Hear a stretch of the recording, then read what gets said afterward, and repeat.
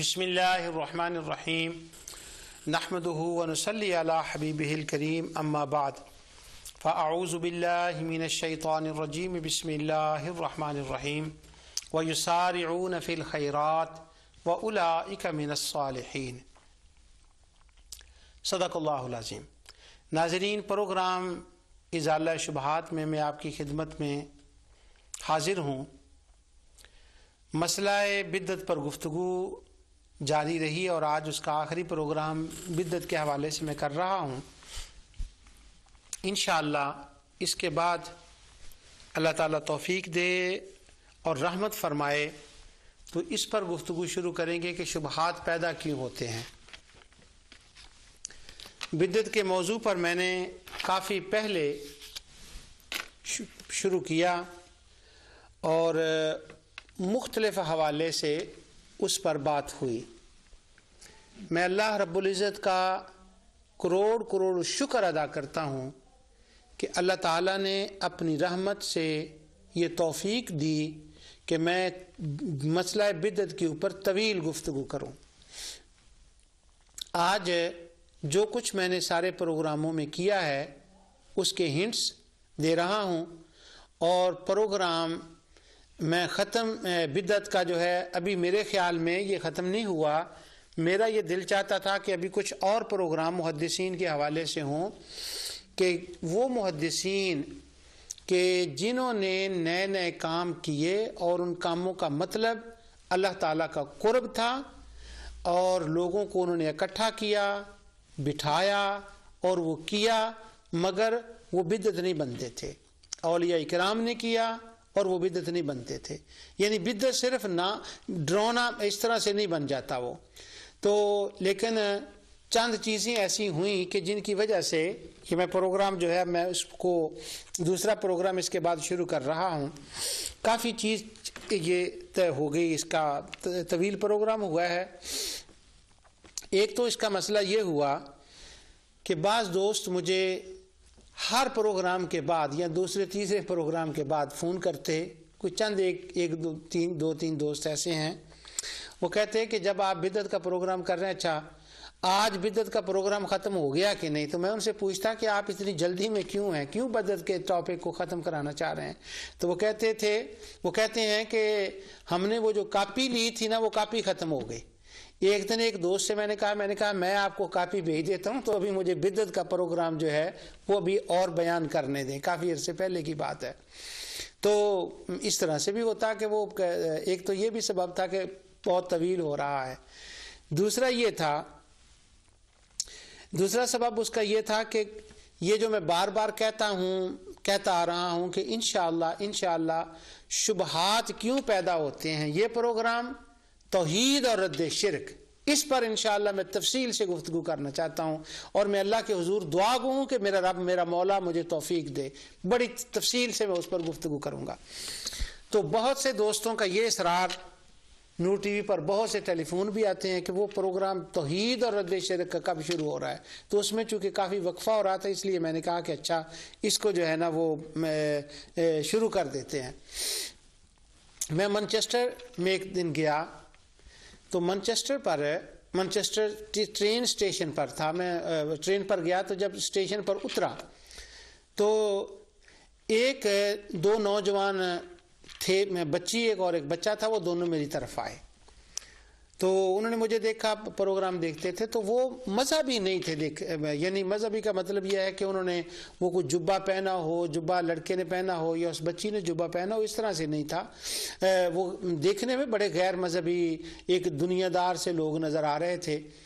تو انہوں نے، میں جب ٹرین سے باہر آیا تو انہوں نے مجھے دیکھا تو میری طرف آئے، تو انہوں نے آتے ہی مجھے یہ کہنے لگے، بات یہ ہے، وہ بچی کہنے لگی، اس لڑکا جو تھا اس کا نام عامر رضا تھا، غالباً عامر رضا ہی تھا، اور وہ جو بچی تھی اس نے کہا میرا نام فوزی ہے۔ تو وہ عامر اور فوزی دونوں نے مجھے یہ بات کہنے لگے، اور انہوں نے کوئی بات نہیں کی، جیسے وہ بھی پروگرام سے اس سے اکتائے ہوئے ہیں۔ وہ مجھے کہنے لگے کہ اب آپ بدعت کے اوپر پروگرام ختم کریں اور لوگوں کے اندر قرآن سمجھنے کا جو فہم ہے وہ جو آپ بار بار کہہ رہے ہیں نا وہ پروگرام شروع کریں۔ میں نے کہا کیوں، آپ کو کیوں جلدی ہے؟ تو وہ جو فوزیہ تھی وہ اس کا فوزی، لیکن وہ فوزی اس کو وہ کہتی تھی، مجھے فوزی کہتے ہیں، وہ کہنے لگی کہ بدعت کے پروگرام اب تک جتنے میں نے سنے ہیں میرے اندر اتنی قوت آ چکی ہے کہ اب میں پہلے میری خالائیں کی بیٹی تھی، کچھ ماموں کی بیٹی تھی، میرے کچھ عزیزیں تھیں، وہ مجھے کہتے تھے کہ یہ کام بدعت ہے، یہ دودھ کیوں رکھتے ہو، یوں کیوں کرتے ہو، تو میں خاموش رہتی تھی۔ اب میرے اندر اتنی قوت آ گئی ہے کہ میں تلاش کرتی رہتی ہوں کہ کوئی بندہ کسی کار خیر کو بدعت کرنے والا مجھے کہے کہ یہ کام بدعت ہے تو پھر میں اس کو بدعت کا مطلب بتاؤں۔ تو وہ کہنے لگی میرے اندر اتنی طاقت آ گئی ہے اور اب میں لوگوں کو تلاش کرتی ہوں۔ وہ کہنے لگی پہلے میں ڈرتی تھی، فوزی کہتی ہے میں ڈرتی تھی پہلے کہ کوئی مجھ سے اگر کہے کہ یہ ختم کیوں، اب میرے اندر اتنی آ گئی ہے۔ وہ لڑکا جو تھا اس کا عامر رضا، وہ کہنے لگا کہ میں یونیورسٹی میں جاتا ہوں تو جتنے آپ کے لیکچرز ہیں یہ میں لکھ لیتا ہوں، وہاں جا کر میں بات کرتا ہوں، تو اتنی بات ہے کہ جب میں فلاں حوالے یہ پیش کرتا ہوں تو وہ لوگ کہتے ہیں اچھا کل بتائیں گے، پھر وہ حوالے چیک کرتے ہیں، پھر میرے پاس آتے ہیں، پھر میں آ کر گھر میں فوزی سے بات کرتا ہوں تو اس کا کوئی جواب نہیں ہوتا۔ تو وہ کہنے لگے ہم بڑے دلیر ہو گئے ہیں، اب ہمیں اس چیز کی سخت پیاس ہے کہ قرآن کریم کے بارے میں بیان کیا جائے۔ تو یہ ایک سبب بنا۔ وہ فوزی کہنے لگی اب بس کر دیں، وہ بچی اللہ تعالیٰ اس کو جزائے خیر عطا فرمائے۔ میری بیوی نے کافی سارے نوٹس اپنے حساب سے بنائے ہوئے ہیں کہ قرآن کریم کو سمجھنے کا، فہم کا کیا مطلب ہے، سب سے پہلے اس پر ہونا چاہیے، کیوں شبہات پیدا ہوتے ہیں، وہ بھی مجھے کہتی رہتی ہیں کہ اچھا بھی کافی ہو گیا وقت۔ تو یہ کافی سبب بن گئے۔ تو جب میں نے یہ سوچا کہ اچھا چلو بدعت کو اب ختم کرتے ہیں، اب انشاءاللہ فہم قرآن اور شبہات کیوں پیدا ہوتے ہیں اس پر چلتے ہیں، اور اس کے بعد پھر وہ آگے پروگرام ہوگا۔ لیکن مجھے خوشی اس بات کی ہے کہ ایک ظاہراً وہ فوزی بچی جو مذہبی نہیں تھی، اگر اس نے کچھ لکھا ہے تو اس کے اندر وہ کہتی ہے میرے اندر اتنی طاقت آ گئی کہ کوئی مجھ سے بات نہیں کرتا۔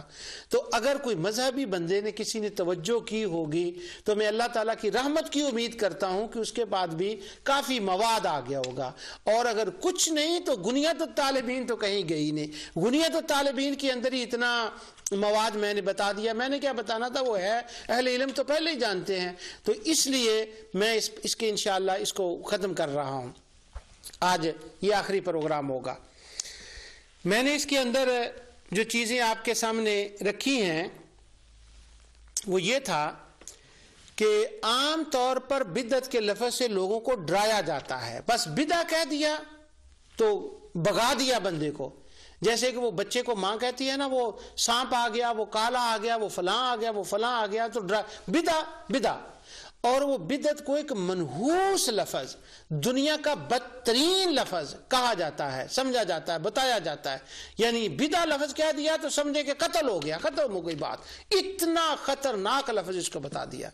تو میں نے اللہ تعالیٰ کی رحمت سے اپنے پروگرام کو یہاں سے شروع کیا تھا کہ لفظ بدعت سے بھاگنے والی بات نہیں ہے۔ کیوں کہ بدیع اللہ تعالیٰ کے ناموں میں سے ایک نام ہے، بدیع السماوات والارض۔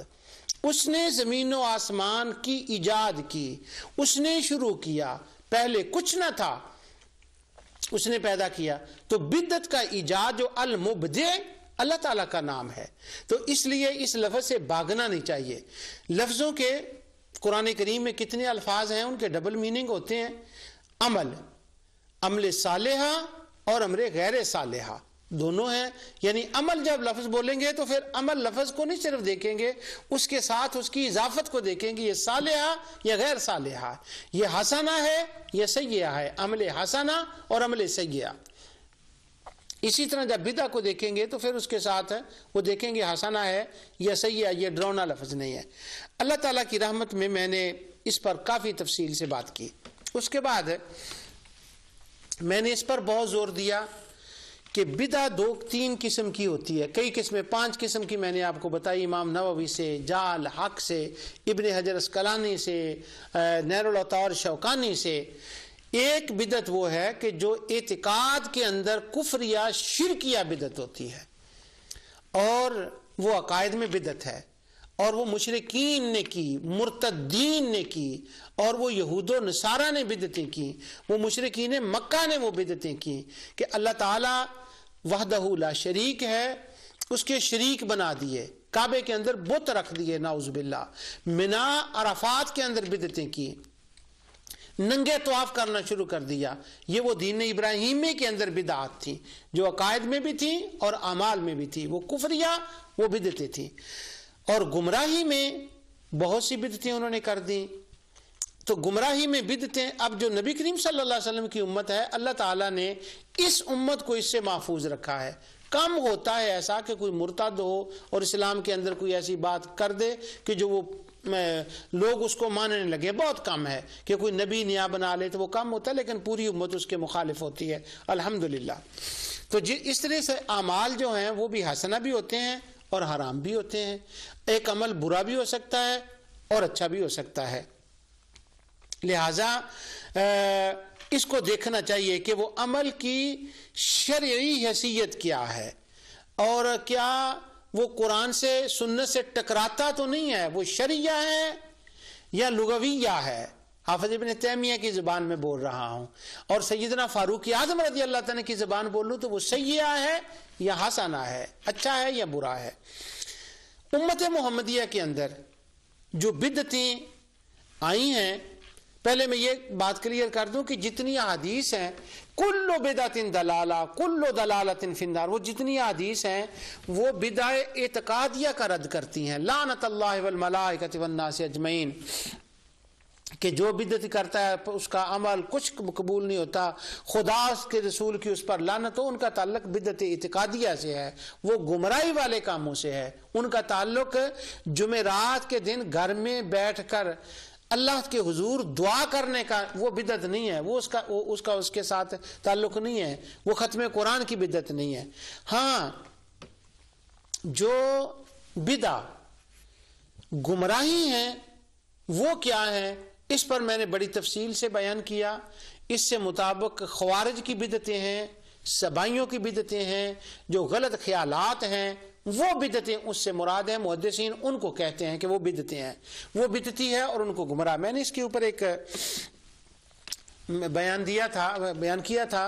امام مسلم نے اپنے مقدمہ میں لکھا کہ حضرت عبداللہ بن مبارک وہ فرماتے ہیں، نہ محمد بن سیرین فرماتے ہیں، ابن سیرین کہتے ہیں کہ پہلے ہم لوگ ہر ایک سے روایت لے لیتے تھے، لیکن جب بدعتی لوگ آ گئے تو اب ہم چیک کرتے ہیں کہ اگر تو اہل سنت ہو تو روایت لیتے ہیں، اگر بدعتی ہو تو ہم روایت نہیں لیتے. اگر وہاں بدعتی کا مطلب میلاد منانے والے ہیں، جمعرات کا ختم دینے والے ہیں، نصف شعبان کی رات کو جاگنے والے ہیں، اجتماعی ذکر کرنے والے ہیں، اگر یہ مراد ہیں تو وہ تو صحابہ تابعین کا زمانہ ہے. تو ہمارے شبہ ڈالنے والے دوست کہتے ہیں یہ چیزیں تو اس وقت تھیں ہی نہیں، ان کا تو وجود ہی نہیں تھا، کوئی کرتا ہی نہیں تھا.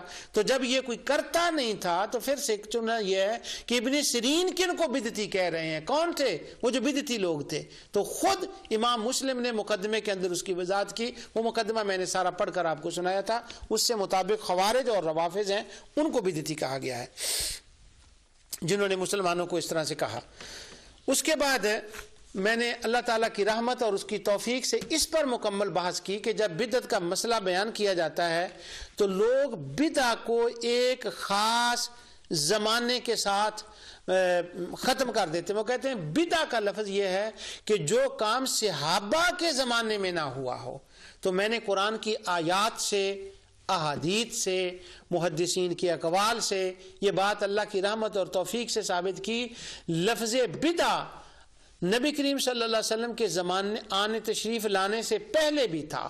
وَرَهْبَانِيَّةً ابْتَدَعُوهَا مَا كَتَبْنَاهَا عَلَيْهِمْ إِلَّا ابْتِغَاءَ رِضْوَانِ اللَّهِ. تو یہ لفظ بدعت کسی خاص زمانے کے ساتھ نہیں ہے. اور یہ کہنا کہ جو صحابہ نے کام نہیں کیا وہ بدعت ہوتا ہے، اس کے اوپر بھی میں نے تفصیل سے بات کی. اور پھر میں نے اس کے اوپر تو پوری کوشش کی ہے کہ یہ بات میں سمجھاؤں کہ یہ جو کہا جاتا ہے کہ یہ کام صحابی نے کیا ہے کہ نہیں، اس کی دلیل کیا ہے. پہلی دلیل اس کی یہ ہے کہ نبی کریم صلی اللہ علیہ وسلم نے فرمایا میرا زمانہ بہتر، صحابہ کا زمانہ بہتر، تابعین تبع تابعین کا. اس سے لوگ نکالتے ہیں کہ اس کا مطلب ہوا جو صحابہ تابعین تبع تابعین کے زمانے میں کام نہ ہوا وہ بدعت ہو. اللہ اکبر. حالانکہ اس حدیث کا مطلب تو یہ ہے کہ یہ زمانے خیر و برکت والے ہیں. حضور نے خود اس کی وضاحت فرمائی اسی حدیث کے اندر کہ ایک وقت آئے گا लश्कर मुसलमानों का जंग लड़ रहा होगा, आवाज आ पूछा जाएगा इसके अंदर कोई सहाबी है, कहा जाएगा हाँ, तो बस वो सहाबी की बरकत से उसके नाम से वो फतह हो जाएगी, फिर ताबीन, फिर तबा ताबीन का।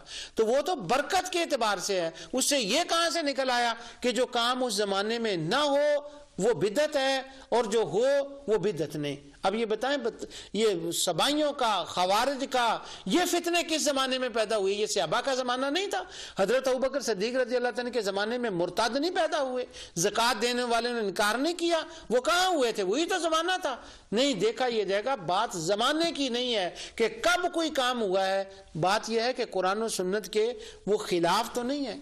इस पर फिर मैंने आपको हाफिज़ इब्न तैमिया से और सुबुल सलाम से, मुख्तलिफ किताबों से, फतावा नजदिया से ये हवाले देकर बताया था कि जो लोग इतना हमसे पूछते हैं ना कि ये बताएं सहाबी ने काम किया है कि नहीं, सहाबी ने किया है कि नहीं, ये मिलाद सहाबी ने किया है, ख़त्म किया है सहाबी ने, ये किया है, उनके नज़दीक सिरे से अमले सहाबी की कोई वैल्यू, कोई हैसियत ही नहीं है।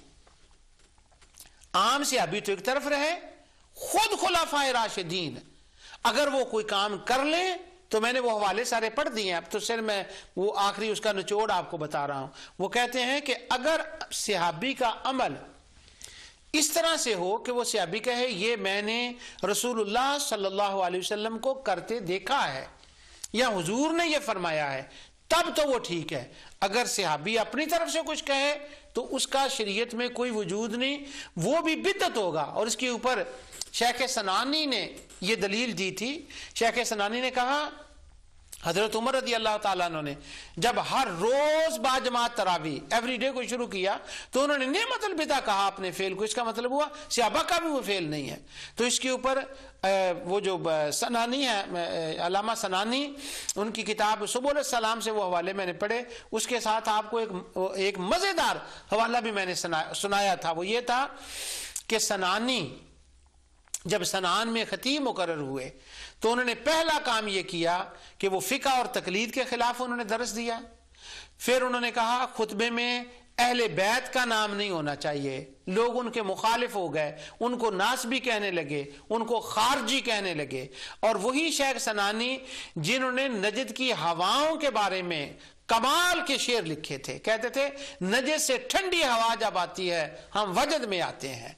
और वो सनानी जिसने तकलीद, सहाबा और अहले बैत के बारे में इतनी हर बात को शिरक बिदअत कहा, तो बदरुत ताले के अंदर शौकानी ने जब उनका तज़किरा किया तो कहा ये बड़े आलिम थे। फिर अपना वाकया बयान किया, कहा जब शेख सनानी का इंतकाल हो गया उन दिनों में मैं एक मस्जिद में दरस देता था। तो जब मैं दरस देता था कि शौकानी अपना जाती वाकया बयान कर रहे हैं, बदरुत ताले के अंदर वो लिख रहे हैं, इसके तर्जमे में शेख सनानी के कहते हैं मैं जब हदीस बयान करता तो उसमें अवाम भी होते, उलमा भी होते, तो मैं अवाम का लिहाज करते हुए उन अहादीस के अल्फाज को इस तरह से बयान करता कि समझ सबको आ जाए। तो वो कहते हैं ये मैं दरस हदीस देता था, बुखारी का दरस देता था।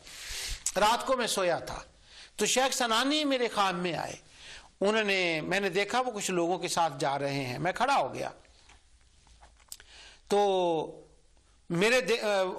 मुझे कहने लगे सुनो, वो जो तुम बुखारी का दरस देते हो ना, वो जो तुम अल्फाज में आगे पीछे करते हो ना, वो ना किया करो। तो मेरे दिल में ये ख्याल आया ख्वाब के अंदर कि मैं बताऊं कि वहां अवाम होते हैं, मैं अवाम का लिहाज करना चाहता हूं। तो मेरे दिल को ख्याल को उन्होंने जान लिया, कहने लगे खबरदार अवाम का लिहाज ना कर, हुजूर की हदीस का लिहाज कर, सही तरह से बयान किया कर। उसके बाद उन्होंने मुझे सीने से लगाया और वो रो पड़े। जब वो रो पड़े तो उसका मतलब ये था कि मुझ पर कुछ मुसीबतें आने वाली हैं, और वो फिर वो मुसीबतें मुझ पर आई। अब वो जो शेख सनानी जिसने कहा फेल सहाबी हुज्जत नहीं, खुलाफाए राशिदीन का फेल, उनका कौल हुज्जत नहीं, उसके बारे में जिसने नजद की हवाओं के गीत गाए, वजद में आए, मदीने की हवा नहीं, वहां वजद में नहीं, वो सिर्फ नजद के वजद में, उसमें वो फतावा नजदिया से मैंने पढ़कर आपको सारे बताए थे। उनके बारे में शौकानी कहते हैं वो कब्र में हैं, उनको मेरे दर्स की खबर, میری مسجد کی خبر، میرے آنے والے لوگوں کی خبر، علماء کی خبر، عوام کی خبر، میرے ایک ایک لفظ کی خبر، میرے ساتھ آئندہ آنے والے حالات کیا ہیں ان کی خبر. جل جلالہ لا الہ الا اللہ محمد رسول اللہ صلی اللہ علیہ وسلم. یارو کمال ہو گئی. آقا دو جہاں صلی اللہ علیہ وسلم کے بارے میں تو یہ عقیدہ کہ جو ان کے مزار پہ کھڑے ہوئے ان کی خبر نہیں، کچھ پتا نہیں. آقا کو تو امتیوں کی خبر نہ ہو اور سنانی کو سب کچھ خبر ہو کہ سنان کے اندر کیا ہو رہا ہے، شوکانی کیا کرے گا، آج کیا ہے، کل کیا ہے.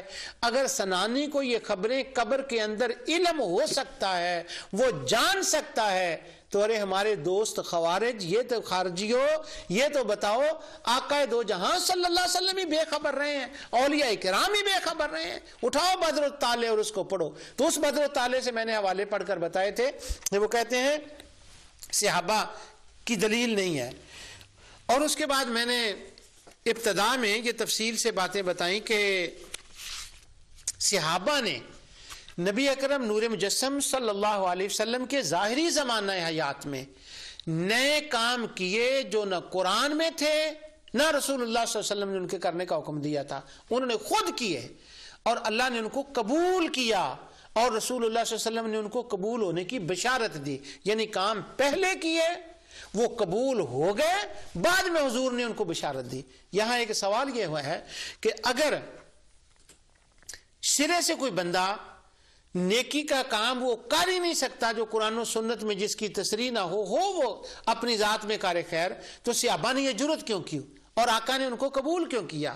اس سے یہ پتہ چلتا ہے کار خیر ہو، نیا کام ہو، علماء شروع کریں، علماء اس کی تائید کریں، اللہ کے قرب کا سبب ہو، منکرات سے محفوظ ہو، غلط باتوں سے محفوظ ہو، کام نیا ہو، اس کو خدا بھی قبول کرتا ہے، مصطفیٰ بھی اس کو قبول کرتا ہے. اس کو حافظ ابن تیمیہ کے بقول لغوی اعتبار سے بدعہ کہہ لیں کہ یہ نیا کام ہے، لیکن شریعت سے اس کا اگر تصادم نہیں تو اس کو بدعہ سیئہ اور کل بدعۃ ضلالہ اس کے اوپر نہیں جھڑ سکتے. صحابہ نے آقا دو جہاں صلی اللہ علیہ وسلم کے تشریف دنیا سے لے جانے کے بعد وہ اعمال صالح کیے جن کا حضور نے ذکر نہیں کیا تھا، اللہ تعالیٰ نے ان کے کرنے کا بیان نہیں کیا تھا. اس کی مثالیں میں نے بخاری سے دیں، میں نے مسلم سے دیں، ذہبی سے دیں، امام سارے محدثین سے میں نے دیں. وہ بڑی دیر ہو گئی اس بات کو. اس سے ایک مثال سے میں دیتا ہوں آپ کو کہ صحابہ اکرام نے کعبۃ اللہ کو برکت کے لیے ہاتھ لگانا شروع کر دیا. امام بخاری نے اس کا ذکر کیا. وہ کون سے صحابہ تھے؟ عبداللہ بن زبیر تھے، حضرت امام حسن تھے، حضرت امام حسین تھے. اور مجھے یاد پڑ رہا ہے کہ میں نے اس بات پر زور دیا تھا کہ ان میں حضرت سیدنا امیر معاویہ رضی اللہ تعالی عنہ تھے، اور حضرت امیر معاویہ رضی اللہ تعالی عنہ تھے جنہوں نے سب کا لگایا. تو جب حضرت عبداللہ بن عباس تھے تو ان صحابہ نے برکت کے لیے کعبے کی دیواروں کو ہاتھ لگایا. اور امام بخاری کہتے ہیں ابن حجر اسقلانی کی شرح میں نے وہ سارے نام آپ کو پڑھ کر بتائے تھے. کسی نے بدعت نہیں کہا، کسی نے نہیں کہا کہ یہ تو غلط ہے، یہ آپ کیوں کر رہے ہیں. ان کو پتا تھا کہ یہ جائز ہے. یوم عرفہ کا جلسہ جس دن مدینہ میں حج ہوتا ہے، مکہ میں حج ہوتا ہے، حضور صلی اللہ علیہ وسلم کے زمانے میں حج آئے، حضرت ابوبکر صدیق، عمر فاروق، عثمان سب کے زمانے میں آئے. کسی نے جلسہ کر کے عرفات کے ساتھ اپنی مناسبت قائم نہیں کی کہ ہم اس کو جلسہ تعریف کہتے ہیں. حضرت عبداللہ بن عباس رضی اللہ تعالیٰ عنہ نے اور صحابہ نے کوفے کے اندر کیا اور کہا یہ بدعہ حسنہ ہے. امام احمد بن حنبل سے پوچھا گیا، کہا بدعہ حسنہ ہے. تو وہ جو تعریف کا معاملہ تھا، حج کے دن مسجدوں میں اکٹھے ہونا، جلسے کرنا، یہ حضرت عبداللہ بن عباس نے کیا ہے. لوگ کہتے ہیں کہ جو خدا نے نہ کہا ہو، مصطفیٰ نے نہ کہا ہو، اگر اس کے بعد ایک بندہ تھوڑا سا نیا کام کر لے تو اس نے خدا کی توحید کے اندر شرک کر دیا. کیوں؟ خدا نے تو کہا نہیں، اس نے اپنی مرضی سے کیا تو اس نے شرک کر دیا، توحید کے خلاف ہے. اور اس نے نیا کام کیا، حضور نے نہیں کہا، تو اس نے ختم نبوت کی مخالفت کر دی. وہ نبی بننا چاہتا ہے، نعوذ باللہ من ذالک، وہ نبی بن گیا تو ختم نبوت کے خلاف ہے، توحید کے خلاف ہے. عبداللہ بن عباس نے جب یہ کیا تو اب بتائیں کہ یہ توحید کے خلاف تھا، ختم نبوت کے خلاف تھا، کیا تھا یہ، کس چیز کے خلاف تھا؟ اور حافظ ابن تیمیہ کی کتاب اقتضاء الصراط المستقیم سے میں نے پڑھ کر بتایا، حافظ ابن تیمیہ نے کہا، امام احمد بن حنبل نے کہا یہ جائز ہے، ٹھیک ہے، اور وہ ہوتا ہے۔ اس کے بعد میں نے نصف شعبان کے ختم قرآن، نصف شعبان کے بارے میں بتایا، مختلف حوالہ جات سے، فتاوی ابن تیمیہ سے بتایا، انہوں نے کہا یہ اچھا عمل ہے، اس کو کرنا چاہیے، کون روکتا ہے؟ ختم قرآن، نبی کریم صلی اللہ علیہ وسلم نے یہ نہیں فرمایا تھا کہ ختم قرآن کرو، لوگوں کو اکٹھا کرو، جمع کرو۔ میں نے اس پر 2 پروگرام کیے، ابن القیم کی کتاب سے، ابن قدامہ کی کتاب سے، میں نے حوالہ جات آپ کے سامنے رکھے کہ حافظ ابن تیمیہ کی کتاب سے، کہ وہ جمع ہوتے تھے، پڑھتے تھے، کرتے تھے اور لوگوں کو بلاتے تھے، بالکل نیا کام تھا۔ اور جب امام احمد بن حنبل سے پوچھا گیا، انہوں نے کہا مستحب ہے۔ اور پھر تراویح کے اندر امام احمد بن حنبل کے عمل میں نے آپ کو بتائے۔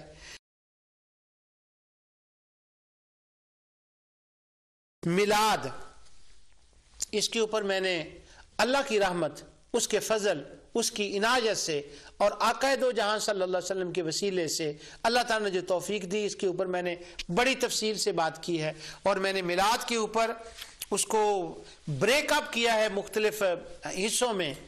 ایک ہے نفس میلاد، کہ نبی انبیاء علیہ السلام کی ولادتوں کا ذکر کرنا، وہ قرآن سے اس کا ثبوت ہے، حدیث سے حضور نبی کریم صلی اللہ علیہ وسلم کا میلاد کرنا، حدیث سے اس کا ثبوت ہے، کبھی بھی کر لیں۔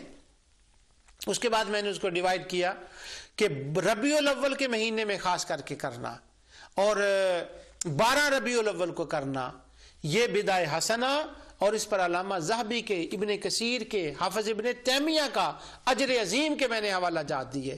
یعنی مطلقاً میلاد کرنا سنت سے ثابت ہے، اور نبی کریم صلی اللہ علیہ وسلم نے کیا، صحابہ نے سامنے کھڑے ہو کر قصیدے پڑھے، کب پڑھے، اس کے اوپر میں نے بیان کیا۔ اور میں اس پر یہ بھی اللہ کا شکر ادا کرتا ہوں کہ میں نے میلاد کے اندر جو غلط باتیں ہیں 2-4 ان کی میں نے نشاندہی کی کہ تقریر کو بھی پورا رکھیں، نعت خوانی کو بھی رکھیں، کھانے کے اوپر سادگی کریں، ٹائم کے اوپر کریں۔ اس کے اوپر میں نے علماء کے فتاوے بھی آپ کو پڑھ کر بنائے اس کے اوپر۔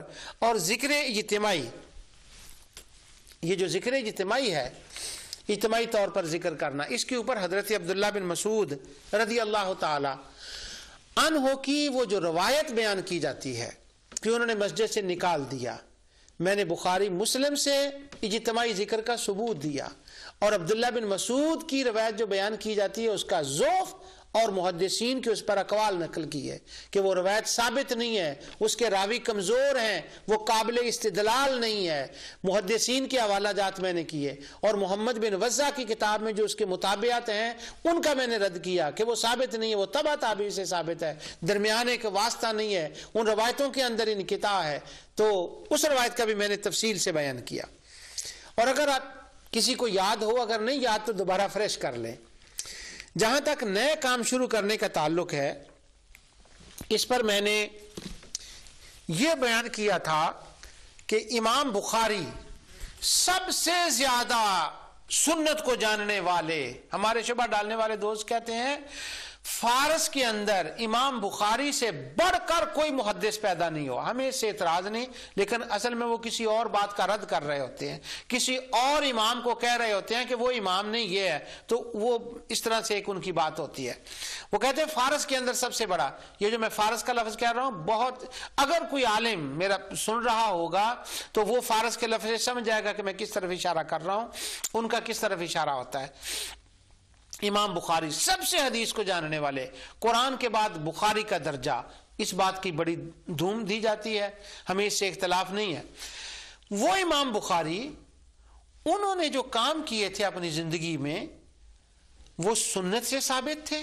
بعض کام جو انہوں نے کیے تھے جن کے میں نے اشارے کیا، میں دوبارہ ان کو آپ کی میموری جو فریش کرتا ہوں، وہ سنت کے مطابق تھے، وہ نبی کریم صلی اللہ علیہ وسلم نے کیے تھے، حضرت ابوبکر، حضرت عمر، حضرت عثمان، حضرت علی نے کیے تھے۔ امام بخاری نے یہ کیا کہ وہ حدیث لکھنے سے پہلے غسل کرتے، 2 رکعت نماز نفل پڑھتے، پھر حدیث کو لکھتے، اور نبی کریم صلی اللہ علیہ وسلم کر لکھتے مدینہ منورہ میں۔ تو یہ غسل کرنا حدیث سے پہلے اور 2 رکعت نماز نفل پڑھنا یہ تکلف سا نہیں ہے، یہ بدعت سی نہیں لگتی کسی کو؟ اللہ نے قرآن میں اس کا حکم دیا، رسول اللہ صلی اللہ علیہ وسلم نے اس کا حکم دیا، حضور نے کیا، کرنے کا دیا اس کا حکم، صحابہ نے کیا۔ وہ روایتیں حدیثیں جب بیان کرتے تھے اور صحابہ کرام حضرت ابو ہریرہ رضی اللہ تعالیٰ حدیثیں لکھتے تھے، عبداللہ بن عمر ابن العاص وہ حدیثیں لکھتے تھے، جیسا مسند احمد میں ان کا ذکر آتا ہے، تو وہ وضو کرتے تھے، پہلے کرتے تھے، غسل کرتے تھے، 2 رکعت نماز نفل پڑھتے تھے۔ یہ جو امام بخاری کا عمل ہے، اس عمل کو کیا نام دیں گے؟ شرک کا نام دیں گے کیونکہ توحید کے خلاف ہے، یہ ختم نبوت کے خلاف ہے، اس کو منکر ختم نبوت کہیں گے۔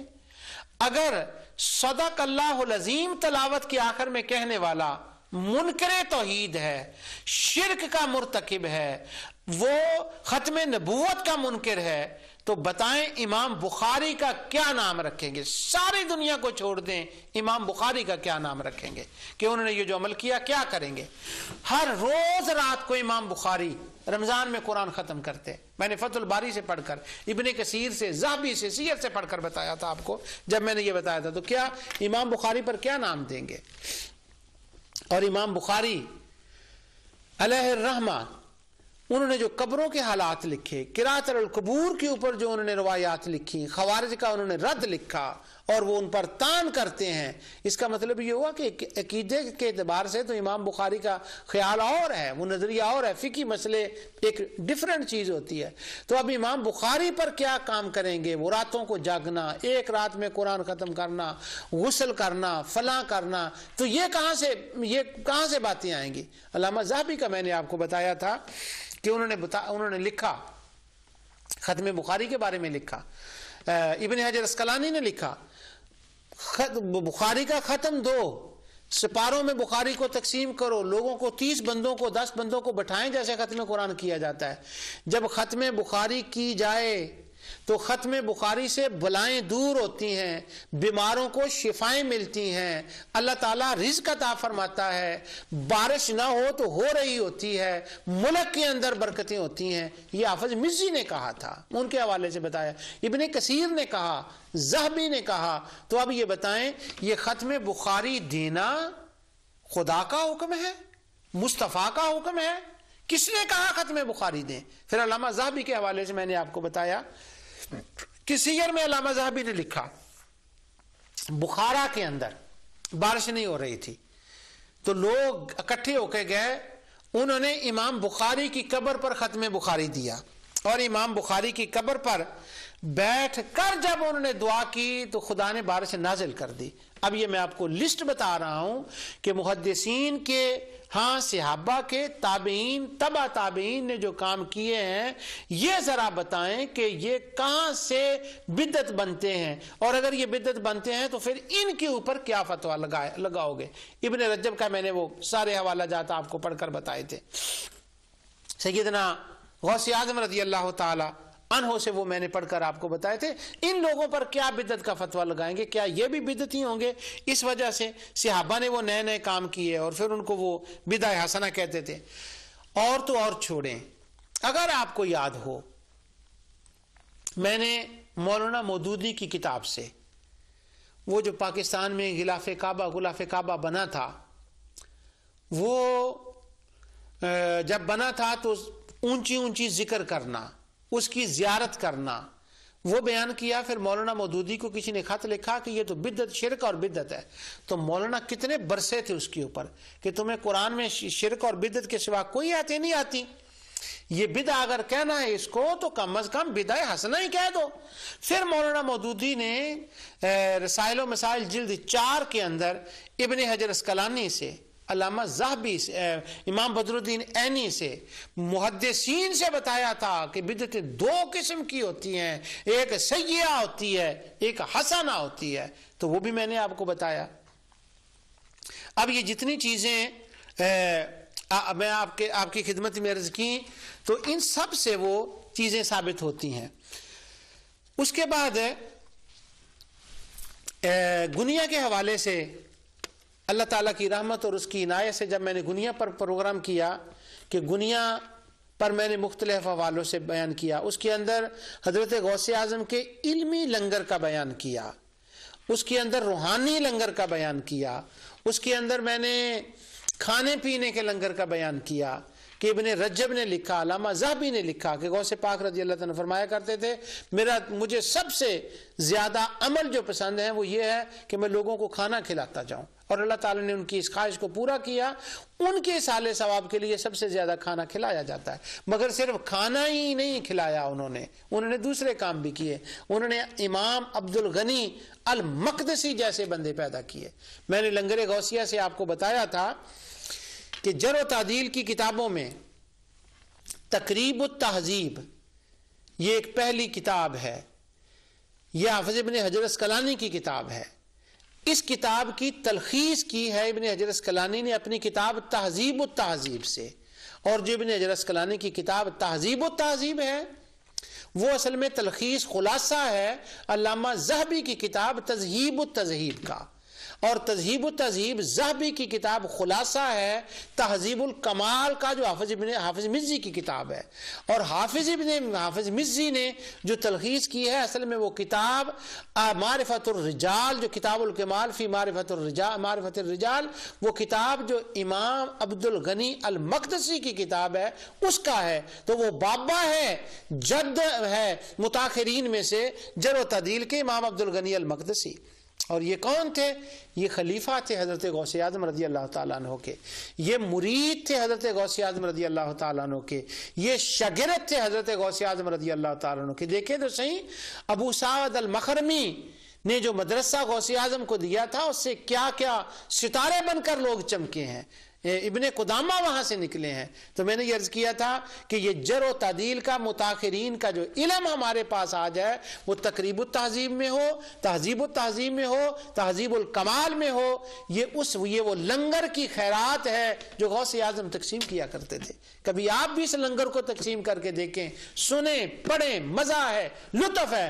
میں قسم اٹھا کر کہتا ہوں وہ لطف نہ ظہوری کے کلام میں ملے گا، نہ اعظم چشتی مرحوم کے کلام میں ملے گا، نہ نیازی صاحب کے کلام میں ملے گا، نہ وہ کوئی اور ہیں ان کے کلام میں، مجھے زیادہ نام بھی نہیں آتے، ان کے کلاموں میں وہ مزہ نہیں آئے گا جو مزہ آپ کو غوث اعظم کے کلام میں آئے گا۔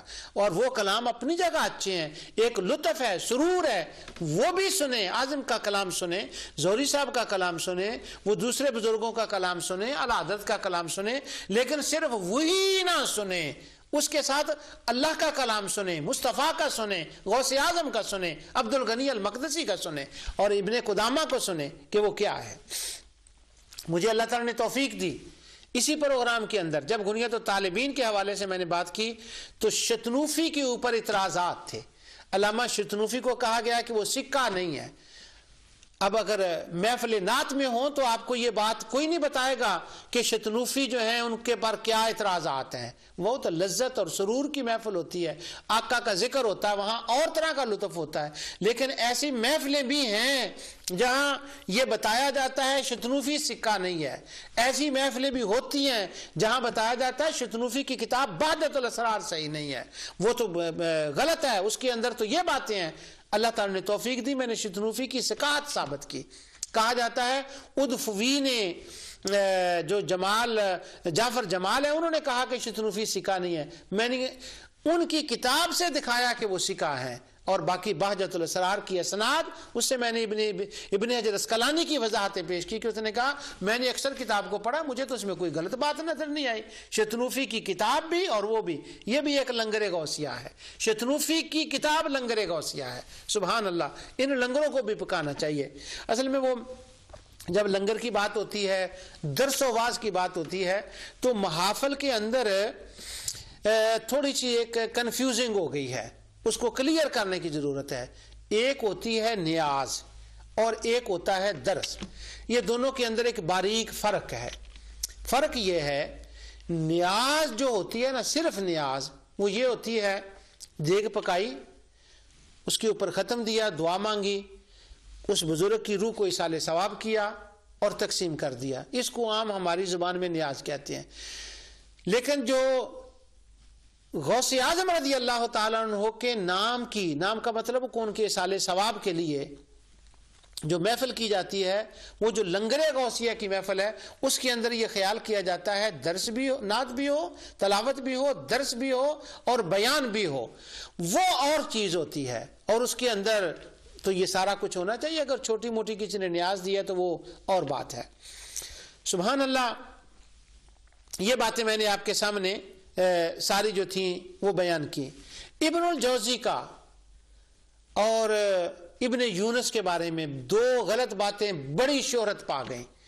بزرگوں نے ان کے جوابات دیے، بعض بزرگوں کے جوابات میری نظر سے یہ گزرے، انہوں نے کہا اگر ابن الجوزی نے حضور غوث پاک رضی اللہ عنہ سے ایک اختلاف کیا تو وہ دونوں برابر کے بزرگ تھے، وہ ہم ابن الجوزی کو معذور سمجھتے ہیں، ان کا عذر تھا، اس لیے عذر علمی تھا تو انہوں نے اختلاف کیا تو کوئی نہیں۔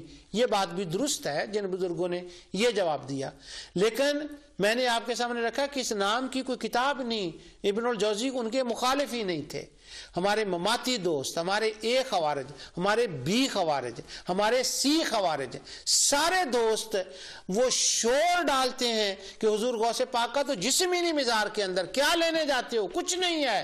میں نے اللہ کی رحمت سے بتایا کہ یہ غلط ہے، ان کا وجود جہاں دفن تھا وہیں ہے، ان کے قبر کی زیارت کی جاتی ہے، اللہ تعالیٰ ان کے فیوز و برکات کو قیامت تک جاری و ساری رکھے گا، ان کی زیارت کے لیے دنیا جاتی ہے۔ اللہ تعالیٰ مجھے بھی توفیق دے، مجھے ابھی تک ان کے مزار اقدس کی زیارت کا جو شرف ہے وہ نصیب نہیں ہوا، میں ابھی تک حاضر نہیں ہوا، انشاءاللہ اللہ کو منظور ہوا تو کبھی یقیناً موقع مل جائے گا جب اس کو، کیونکہ اللہ تعالیٰ کی طرف سے وہ سبب بنتے ہیں، وہ اسباب پیدا فرما دیتا ہے، تو وہ انشاءاللہ کبھی موقع ہوگا۔ تو شتنوفی کے بارے میں اور وہ جو حضرت غوث اعظم رضی اللہ عنہ کے جسم سے نکال کر وہ پھینکا گیا تھا، اس کے بارے میں نے وہ پوری وضاحت جو کی ہے، اگرچہ اس کا ڈائریکٹلی تعلق نہیں تھا مسئلہ بدعہ کے ساتھ، لیکن وہ حضور غوث پاک رضی اللہ عنہ کے بارگاہ میں نے نذرانہ پیش کر دیا۔ یہ وہ معروف چند باتیں تھیں جو میں نے اس سارے دروس بدعہ کے اندر کی۔ اس کے اندر قراءۃ القبور کا بیان بھی آیا۔ لوگ کہتے ہیں قراءۃ القبور، قبروں پہ قرآن پڑھنا، وہاں جانا، قرآن کریم کی تلاوت کرنا، یہ بدعت ہے، یہ درست نہیں ہے۔ میں نے محدثین سے، خود امام بخاری سے ثابت کیا کہ انہوں نے تاریخ کے اندر یہ بیان کیا کہ کن کن لوگوں نے اپنی قبریں کھودی اور پھر ان قبروں کے اندر گئے اور جا کر تلاوت کی۔ ابن قدامہ سے میں نے بیان کیا، ابن کثیر سے بیان کیا، علامہ ذہبی کی کتب سے حوالے آپ کے سامنے رکھے۔ الحمدللہ مجھے وہ فوزی دوبارہ یاد آ گئی کہ وہ کہنے لگی میرے اندر ایک طاقت پیدا ہو گئی ہے۔ سبحان اللہ، اگر اتنا مواد آپ کے پاس ہو تو طاقت نہ آئے تو کیا کیا جائے؟ تو کہتی ہے میرے پاس طاقت آ گئی ان باتوں کے بارے میں، اور یہ تو طاقت ہونی چاہیے۔ اللہ کا کروڑ فضل اور رحمت ہے اہل سنت و جماعت کے اوپر کہ ان کے پاس بڑے دلائل ہیں، بہت کچھ ان کے پاس ہے، بہت دلائل ہیں، قرآن ان کے ساتھ ہے، حدیث ان کے ساتھ ہے، محدثین ان کے ساتھ ہیں، اولیاء ان کے ساتھ ہیں، کتب ان کے ساتھ ہیں، لیکن فرق پتہ کہاں پڑا، کمزوری کہاں پڑی؟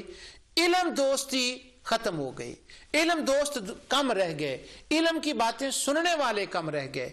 ہمارے پاس دو ذوق تھے، ایک اشعار کا ذوق تھا، یہ عربوں کے پاس بھی تھا۔ نبی کریم صلی اللہ علیہ وسلم کے تشریف لانے سے پہلے صدیاں عربوں کے پاس اشعار کا ذوق تھا، بڑے بڑے شعراء تھے۔ ان شعراء میں سے بعد میں آپ کو جب اگلا پروگرام ہوگا کہ شبہات پیدا کیوں ہوتے ہیں، بعض شعراء کے واقعات میں آپ کو سناؤں گا، لبید جیسے لوگوں کے بڑے بڑے شعراء تھے، وہ شعر کہتے تھے، یہ ذوق تھا، شعر کو کوئی غلط بات نہیں ہے، وہ پڑھتے تھے۔ ہمارے ہاں بھی اشعار کا، حمد کا، نعت کا یہ ذوق تھا اور ہے، لیکن اس کے ساتھ علم کا ذوق بھی تھا، قرآن فہمی کا ذوق تھا، حدیث فہمی کا ذوق تھا، وہ دروس کا ذوق تھا۔ تو ہم نے کیا کیا کہ ایک کو کاٹ کر علیحدہ کر دیا، وہ علم کا ذوق کم رہ گیا، وہ صرف اشعار کا ذوق رہ گیا۔ میں کبھی نعت خانی کے مخالف نہیں ہوا، کبھی نعت کا مخالف نہیں ہوا، بھلا نعت کے مخالف ہوگا؟ حضرت حسان بن ثابت پڑھتے تھے، حضرت زہیر بن کعب پڑھتے تھے، مگر آقا دو جہاں صلی اللہ علیہ وسلم منبر پہ بار کر خطبہ بھی دیتے تھے، صحابہ بھی خطبہ دیتے تھے، یعنی یعنی ہر عرب کا بچہ شعر بھی کہتا، قرآن بھی پڑھتا، حضور کی حدیثیں بھی بیان کرتا. تو وہ جو بیلنس ہے نا اس کو قائم رہنا چاہیے. تو یہاں بات یہ میں عرض کر رہا تھا کہ دلائل ہیں، ہر چیز کے دلائل ہیں، استحباب کے ہیں، سب باتوں کے ہیں، لیکن وہ سنتا کوئی نہیں، بیٹھتا کوئی نہیں، بیان نہیں کرتا. کیا کرنا چاہیے؟ کچھ جو بیان کرنے والے ہیں ان کے کوئی شکوے شکایت بھی ہوتے ہیں. وہ کہتے ہیں مارکیٹ اس بات کی ہے کہ جو شعر پڑھے اس کی دنیا بات سنتی ہے، ٹکٹیں دی جاتی ہیں، حوصلہ افزائی ہوتی ہے، ان کو بلایا جاتا ہے، اور جو قرآن اور حدیث پڑھنے والا ہے اس کی حوصلہ افزائی نہیں ہوتی، ان کو بلایا نہیں جاتا. وہ نوٹ پھینکے جاتے ہیں جو اشعار پڑھتے ہیں ان کے اوپر، اور قرآن پڑھنے والے کے اوپر کوئی نہیں پھینکتا. میں نے پچھلے دنوں میں اگر آپ کو یاد ہو تو عبد الغنی المقدسی رحمۃ اللہ علیہ کا وہ بتایا تھا کہ جب ان کا وصال ہوا تو علامہ ذہبی نے لکھا کہ وہ قرآن بیان کرنے والے تھے، وہ حدیث بیان کرنے والے تھے. تو کیا ہوا کہ جب ان کا وصال ہوا تو کسی نے خواب میں دیکھا کہ ایک اور ولی اللہ کو دیکھا، تو ان سے پوچھا کہ آپ کا کیا حال ہوا؟ انہوں نے کہا مجھے اللہ نے بخش دیا. تو اس نے پوچھا امام عبد الغنی المقدسی کی خبر دیجیے. اس نے کہا میں نے عرش الہی کے قریب ان کو دیکھا، ان کے لیے ممبر بچھایا گیا، وہ ممبر پر بیٹھے تھے، وہ قرآن بیان کر رہے تھے، وہ حدیث بیان کر رہے تھے، اور ملائکہ ان کے اوپر موتی نشاور کر رہے تھے. اللہ اکبر. اگر یہاں قرآن اور حدیث پڑھنے والوں کے اوپر کوئی موتی نشاور نہ کرے، پیسے نشاور نہ کرے، تو اس کی شکایت نہیں. ممکن ہے کہ ان کے اوپر موتی نشاور کرنے کے لیے اللہ تعالیٰ نے دوسری جگہ رکھی ہو، اس کی تو شکایت نہیں ہے. لیکن جو نشاور کرنے والے ہیں ذرا ان کو بھی خیال کرنا چاہیے تاکہ کسی کی حوصلہ شکنی نہ ہو. حوصلہ شکنی یہ اجر تو اللہ تعالیٰ دیتا ہے. وہ ہوتا یوں ہے کہ جو قرآن حدیث بیان کرنے والے وہ کہتے ہیں جب ہم کرتے ہیں تو وہ سنتا کوئی نہیں، ان کو زیادہ سنا جاتا ہے. میں اس کا ایک طریقہ مشورہ آپ کو دے رہا ہوں، شاید کسی کو اس کی ضرورت ہو. ویسے میں سمجھتا نہیں، مجھ سے زیادہ مشورے آپ کو آتے بھی ہیں، واقفیت بھی ہے، آپ جانتے بھی ہیں. مشورہ یہ ہے کہ ہر بندہ جو علم کا ذوق رکھنے والا ہو وہ اپنے شہر میں علمی ذوق کے لوگ اکٹھے کرے، ان سے رابطہ کرے. وہ 3 نکل آئیں، 5 نکل آئیں، ان 3 4 5 کو وہ بٹھائے، ان سے وہ علمی گفتگو کرے، قرآن کی ہو حدیث کی ہو. کیونکہ ہر بندہ علمی لیول کی گفتگو سننے کا اہل نہیں ہوتا.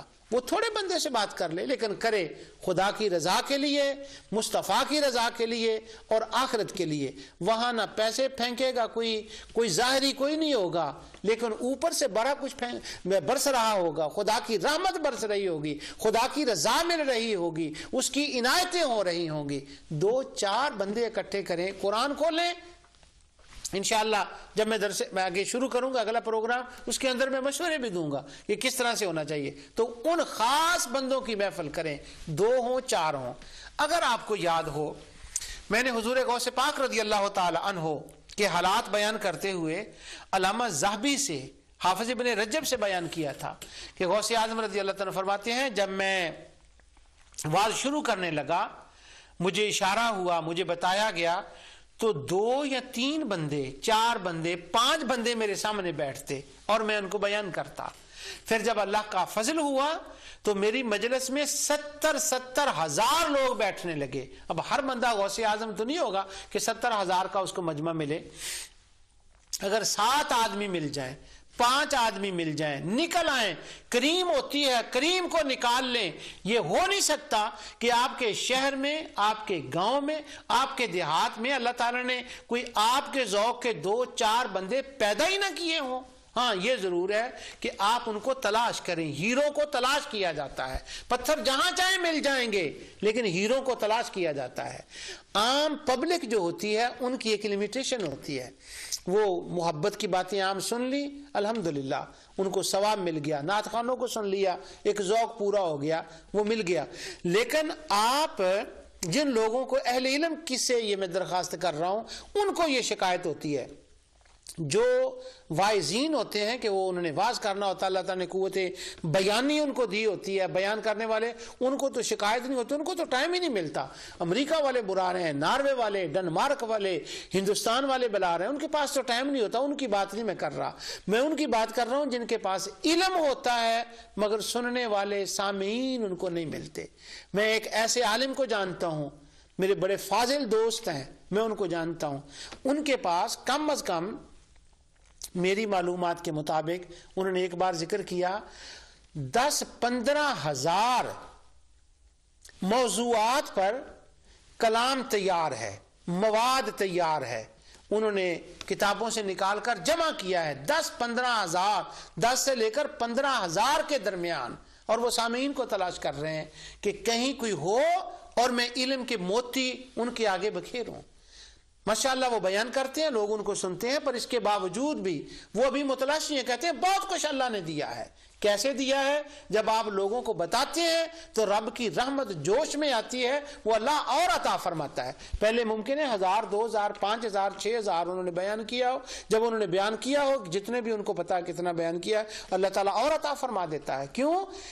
اللہ آپ کو علم جب عطا فرماتا ہے یا مال تو اس میں لوگوں کا حصہ ہوتا ہے، جتنا لوگوں میں تقسیم کریں گے اتنا اللہ آپ کو عطا اور عطا فرما دے گا۔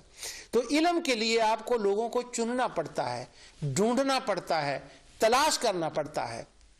میں پاکستان میں گیا تو ایک بچی تھی وہاں پر، اس کا غالباً رابعہ نام تھا، وہ کسی مدرسے سے پڑھی تھی، تو 14-15 سال کی اس کی عمر ہوگی، تو ماشاءاللہ اس نے اسی علم میں درس نظامی مکمل کر لیا۔ تو وہ مجھے ملنے کے لیے آئے، وہ جاننے والے تھے، تو انہوں نے کہا یہ ہماری بچی ہے، تو ماشاءاللہ اس نے پورا کر لیا تھا۔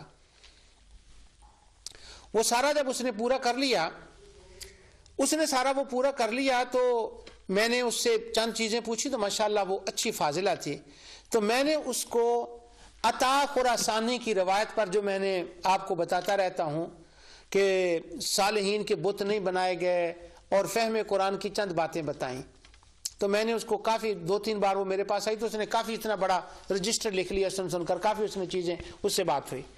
اس کے بعد ایک دن اس نے مجھے فون کیا، تو مجھے کہنے لگی انکل وہ جتنی چیزیں ہیں نا میں نے ساری لکھ لی ہیں، تو میں نے کچھ اور چیزیں پوچھنی، اس نے کچھ باتیں پوچھی، میں نے اس بچی کو بتا دی۔